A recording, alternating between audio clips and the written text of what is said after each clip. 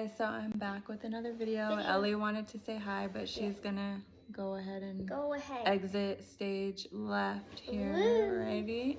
Bye guys. Have a good day. All right, so right now I'm going to do a mom view. She did a review on the goddess deck that we got for her, and then we also did a review together on the journal and the goddess book. So I just wanted to give a little bit more information on that with my mom view. So we finished reading this book, Legendary Ladies. It has 50 goddesses in it. It's really awesome. I've talked about it on more than one video. Obviously, I just said that we two did a review together. So the book is really nice. It has really pretty, beautiful pictures, and it gives goddesses from all different pantheons. So that part is really nice. I learned a lot while reading the book and everything, and just thought it was really cool.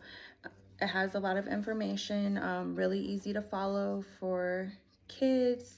While we were reading it and going through it, they did have a few questions, and that was, pretty cool, just to let me know that they are understanding what's going on. And then when they don't understand the things that are going on, they can ask me questions and get those things answered. The one thing that I was kind of shocked about when reading the book is that there are like a couple of like racy type stories. Not too many, but some of them are. For me, when I read, I'm reading, but I also am able to read ahead as I'm reading. So I was able to see those things before actually saying them out loud, so I was able to change the words to more appropriate things for the kids. So that's something that if you're going to be reading this with your kids, that you might want to look out for. And I know that when I did go back into the because I got it off Amazon, the Amazon review, I did notice that someone else had said that, and they were kind of like offended by it, and they said that they didn't finish the book. But I finished the book. I'm pretty open with my kids about stuff like that, but some of it was kind of like more on the abusive type end of racy. And so although I have spoken to my kids about stuff like that, I just didn't feel it appropriate, and as far as reading it, so I just changed the words a little bit so to make it a little bit more kid friendly. And so if you're going to read it with your kids, you might want to just read ahead and go ahead and do that type of thing. But other than that, it was a really cool, fun little book to read. We just did 5 pages a day, and we got through it pretty quickly. We just added it to our homeschool day. Typically, I have them read to me out of a chapter book, and then I find some type of a book or something to read to them, depending on what we're learning about, kind of like their, I want to say, social studies type thing. So that is pretty much it for the book. And then I just also wanted to go over the goddess deck that JL did her review on, but I know she went kind of quick with some of the cards, so I just wanted to go over it again so that we can get like a slower view of what's going on, and then also to explain about the Legendary Ladies booklet that comes with it. So the booklet is really nice. It gives an introduction to the deck and the different types of goddesses that you'll find, like where their like origin is from and everything like that. And then it gives you rituals, working with your goddess, a totem pool, a 1-card pool, 3-card spread. So it gives you a couple of different spreads and like kind of how to ask and everything like that. And then just some little tidbits on there. And then it has this section, all this, for it says the goddesses and their meanings. So then like the first one, don't know how to pronounce her name, but it shows 2 goddesses per page. It gives their pictures, so then that's easier for like the kids to match up with. And then it gives their origin and a little story. So this one says Hindu. It says goddess of the universe. Aditi is empowering you to create at will. Be the change you want to see in the world. Go out and make it happen. So it has that for each goddess. And then that's how it ends. The only thing, because I have my goddess deck, which I did a review on that too, that this is missing is, I noticed in mine it has like numbers on the actual cards that corresponds with like the page on the thing, so that you can find it nice and easy when you're pulling it. So that would be the only thing that I would say that is missing. But other than that, it just gives you like a short, sweet, simple answer, like especially if you're doing like a 1-card pull for like what you need to work on or what you need for that day kind of thing. And you'll just keep that in mind and push forward. So without any further ado, I'm gonna go ahead and show you guys the cards, and they are like super duper gorgeous. They have like nice vibrant colors.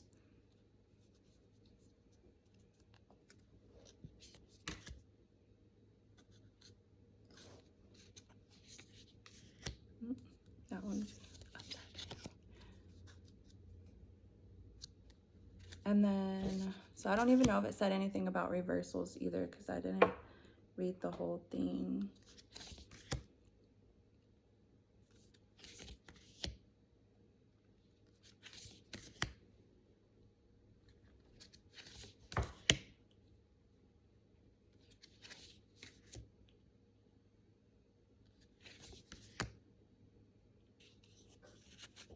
All that stuff goes.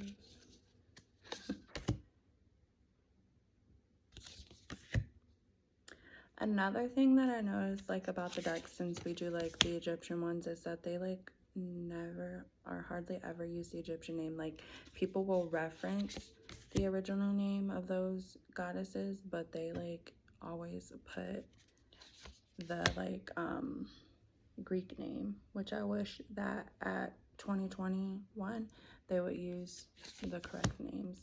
And I don't know about from any other like pantheons or anything like that, but I wish they would do that.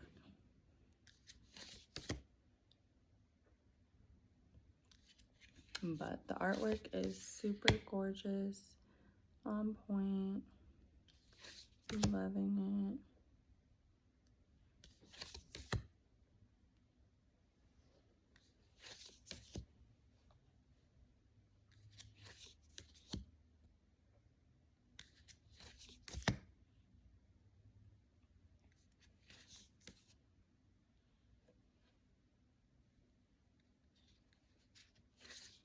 And so since the deck has 8 more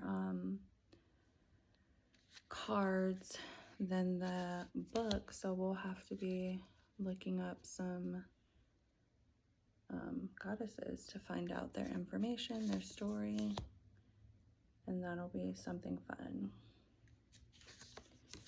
So another thing that I think I mentioned maybe in the homeschool video is that I'm going to have the girls do a research paper on a goddess, and they're like super excited about it, just to learn that information on their favorite goddess so far. So we're always just looking at ways to incorporate it within our homeschool.